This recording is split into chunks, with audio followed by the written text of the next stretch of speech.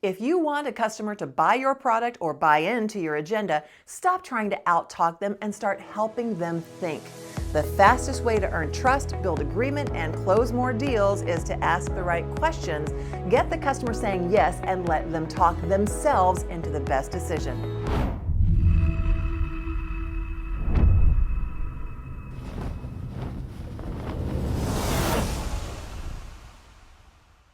Hello, I'm Frankie, founder of Auto Dojo, the path to excellence, and welcome to today's Auto Dojo Quick Hit. 5 minutes, 1 skill, 0 excuses. Let's go. Dale Carnegie's lesson here is powerful. Begin with agreement, not disagreement. The more yeses you can get early, the easier it is to keep the customer moving forward. When people say yes, they become emotionally involved. And once emotion is involved, it becomes difficult to pull them away from the path they have already started to agree with. The psychological term for this is moving them in an affirmative direction. This is where the Socratic method comes in. Socrates was the ancient Greek philosopher who became famous for asking questions that helped people think more deeply and arrive at their own conclusions. That is exactly what Carnegie is getting at here. Instead of lecturing people or trying to overpower them with information, you guide them with thoughtful questions that help them uncover what they already believe, what they really want, and what makes sense to them. In the automotive sales process, that means you are not trying to win a debate. You are helping the customer think their way into the right decision. That matters from the beginning of the needs assessment all the way through the test drive and into talking numbers. If you ask the right questions and let the customer answer them, you create momentum. If you shortcut that process, you miss the clues that tell you what they will say yes to later. And if you lose that momentum, you end up trying to talk people into something they already object to, which is much harder than helping them move toward something they already agree with. That is why in the needs assessment and really throughout the whole sales process, you want open-ended, thoughtful questions. Questions that start with who, what, when, where, why, and how, and directives like tell me about, explain, and describe. Get people talking about themselves, and people love talking about themselves. That's not a flaw, that's just human nature. And if you listen closely, they will tell you exactly how to sell them a car. This is where I love these simple reminders. WAIT, why am I talking? And WAIST, why am I still talking? Those two questions can save a deal, a relationship, and a whole lot of unnecessary noise.